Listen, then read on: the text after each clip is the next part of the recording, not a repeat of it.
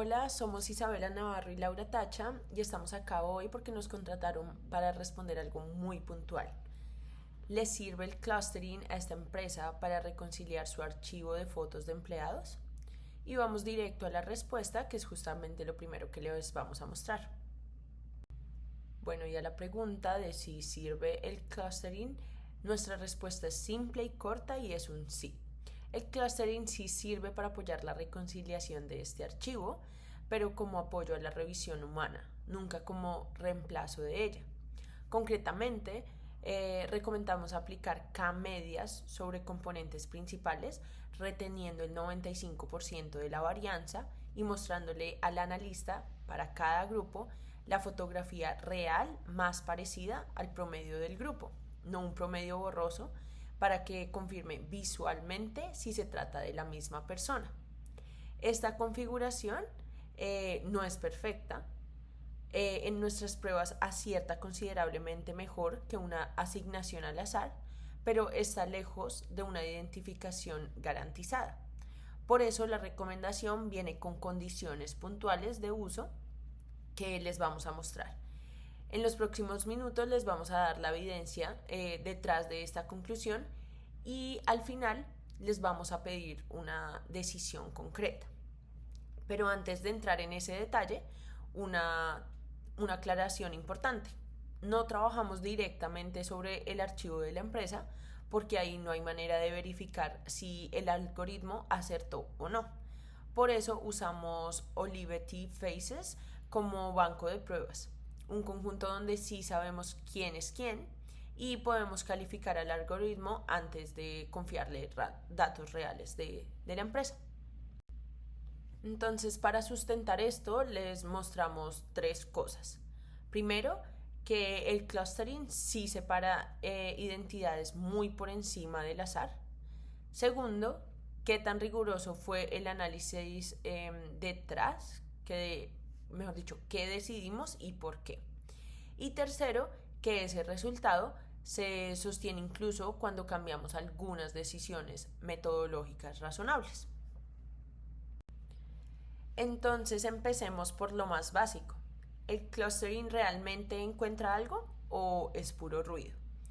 Usamos Olivetti Faces, 400 fotos de 40 personas, 10 fotos cada una, precisamente porque aquí sí conocemos la identidad real de cada foto. Y esto nos permite medir qué tan bien funciona el algoritmo antes de confiar en él con datos donde no hay forma de verificar el resultado. Aplicamos K-medias pidiéndole 40 grupos, el número real de personas, sobre los píxeles de cada imagen. El resultado fue una pureza del 67.5%. Esto significa que si tomamos la identidad mayoritaria dentro de cada clúster como su etiqueta, esa etiqueta es correcta en el 67.5% de las fotos. Entonces, preguntándonos, ¿es bueno eso?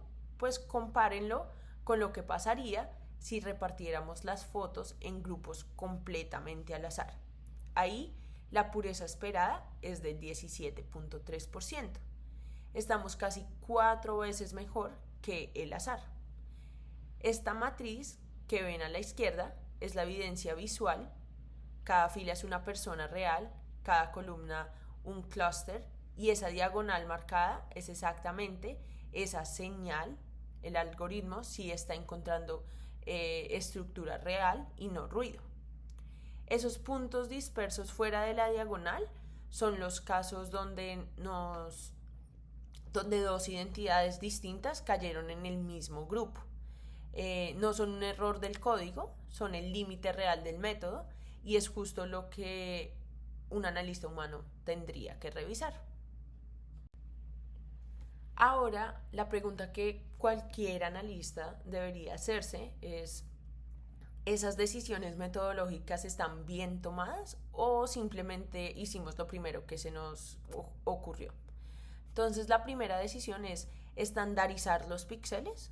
En imágenes esto es delicado porque estandarizar puede inflar el ruido de zonas casi constantes entre fotos.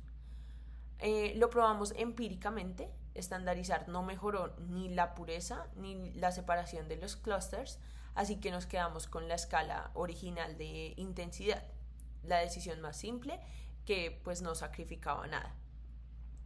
Y la segunda decisión es reducir dimensión con componentes principales. Cada imagen tiene 4096 píxeles, pero buena parte de esa variación es solo ruido, iluminación, pequeños cambios de pose, no identidad. Con 123 componentes principales conservamos el 95% de la varianza total. Casi toda la información relevante cabe en apenas el 3% de las dimensiones originales. Entonces repetimos el clustering ahí y los resultados se mantienen en el mismo rango con una separación de clusters incluso mejor. Y la tercera decisión, además de K-medias, probamos K-medoides, que en vez de un promedio usa una foto real como representante de cada grupo. Como no existía una librería estable compatible con ese entorno, la implementamos nosotras mismas, siguiendo el algoritmo estándar de iteración alternante. Y cada una de las decisiones está documentada y justificada con evidencia pues en el cuaderno de análisis y no solo por intuición. Bueno, entonces como tercer punto entramos a preguntarnos, ¿este resultado es frágil o se sostiene si cambiamos algunas decisiones razonables? Probamos 4 combinaciones distintas, K-medias y K-medoides, cada uno sobre píxeles crudos y sobre componentes principales. Las 4 se mueven en un rango relativamente parecido de pureza, entre el 53.8% y el 67.5%. Ninguna configuración se desploma y el resultado no depende de un solo golpe de suerte metodológico. Lo que sí es más incierto es el número de grupos, es decir, la K. Aquí trabajamos con K igual a 40 porque en Olivetti conocemos el número real de personas.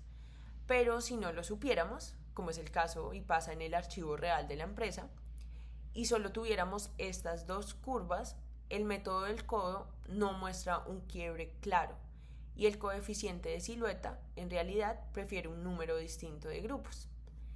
Esto pues no invalida la recomendación, pero sí nos dice algo muy importante, y es que la empresa no puede confiar ciegamente en que el algoritmo le va a decir cuántos empleados distintos hay en el archivo. Ese número hay que anclarlo con información externa como la nómina. Y en el archivo real probablemente ni siquiera hay un número exacto de personas conocido de antemano. Así que esta incertidumbre sobre K es una de las primeras preguntas que hay que resolver antes de escalar. Bueno, con las 4 configuraciones evaluadas, este es el ranking por pureza. K-media sobre píxeles crudos queda primero. K-medias sobre componentes principales muy cerca. Esa es la que vamos a recomendar, porque además reduce muchísimo el costo computacional. Y los dos K-medoides un poco más abajo. La diferencia entre la mejor y la peor configuración es de apenas 13.7 puntos porcentuales. Ninguna se desploma, pero tampoco hay una que gane por completo. Isabela les cuenta por qué elegimos la segunda opción y no la primera. Y está la parte más honesta de todo el análisis.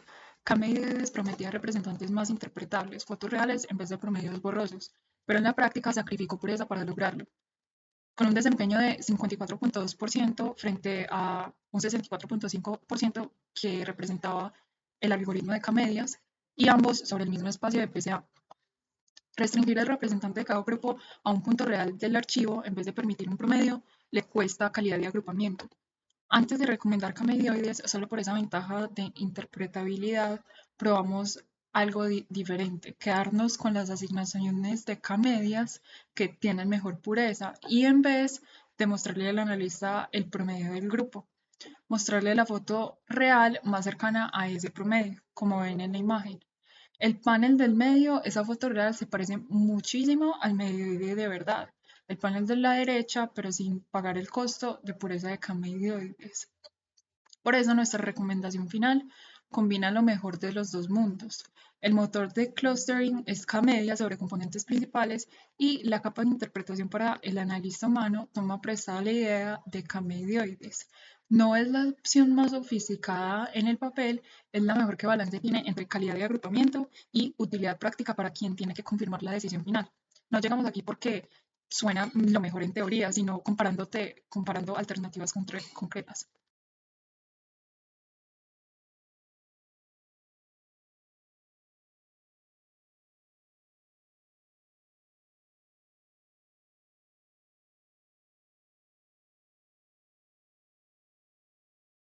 Podemos dejar de decir, Olivetti es un escenario controlado. Misma cámara, mismo fondo, iluminación de estudio. El archivo real de la empresa va a tener fotos de años distintos, cámaras distintas, poses menos cuidadas y probablemente peor calidad.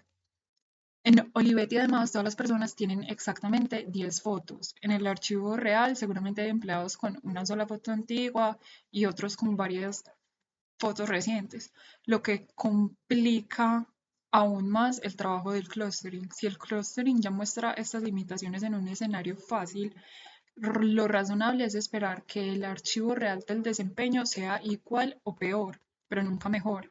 No estamos prometiendo esa misma pureza en producción. Lo que sí podemos decir es que la estrategia es lo suficientemente prometedora como para justificar un piloto controlado con una muestra real, antes de comprometerse con el archivo completo. De otra manera, se puede pensar así. Si con fotos de estudios tomados el mismo día, el algoritmo ya se equivoca en cerca de un tercio de los casos, en un archivo de 10 años de fotos, de tantas mezclas en esas fotos, ese margen de error probablemente sea mayor, no menor. Esa es justamente la razón de ser de las salvaguardas que les vamos a mostrar con lo que sigue.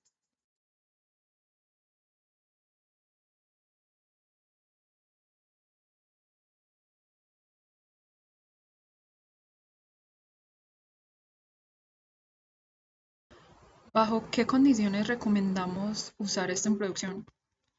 4 salvaguardas no negociables. 1. Revisión humana obligatoria. Ningún clúster se reconcilia solo porque el algoritmo lo agrupó. Siempre hay una persona confirmando con la foto real como referencia visual. 2. Prioridad de revisión según qué tan disperso está cada grupo. Los clústeres grandes o menos cohesionados son los más propensos a mezclar identidades y ahí es donde el analista debe poner más atención. 3. Auditoría muestra incluso sobre los clústeres ya confirmados para detectar si el algoritmo tiene sesgos sistemáticos. Esto, por ejemplo, con personas que usan gafas o con cierto tipo de iluminación. Y por último, el cuarto, el número de personas no se fija a ciegas con el algoritmo.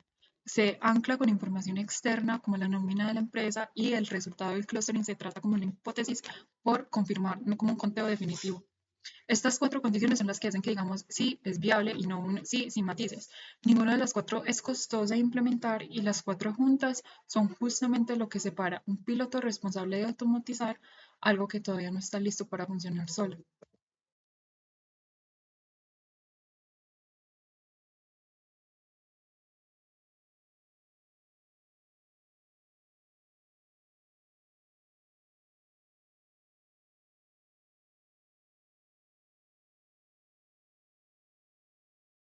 ¿Qué sigue si la empresa aprueba esto? Pues el primer paso, un piloto con una muestra del archivo real que ya tenga algunas identidades confirmadas para medir la pureza real, no solo en Olivetti. Segundo, definir junto con recursos humanos qué tan grande o disperso puede ser un clúster antes de mandarlo a revisión completa. Y tercero, si el piloto funciona, ahí sí se diseña el flujo de trabajo del analista y se evalúa escalar al archivo completo. Nada de esto requiere grandes inversiones para arrancar. El piloto se puede hacer con una muestra pequeña y con el mismo código que ya construimos para este análisis. Lo que sí requiere es paciencia para validar antes de automatizar.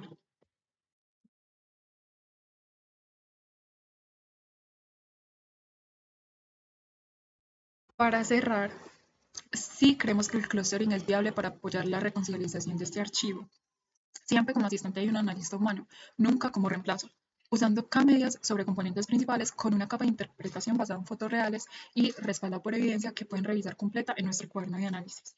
Y lo que pedimos a la audiencia hoy es una decisión concreta, la aprobación para correr un piloto controlado sobre una muestra del archivo real, con las 4 salvaguardas que les mostramos, antes de comprometer los recursos para procesar las 10.000 fotos completas. Si ese piloto confirma lo que vimos aquí, ahí sí tiene sentido hablar de escalar. Con eso quedamos atentas a sus preguntas. Muchísimas gracias.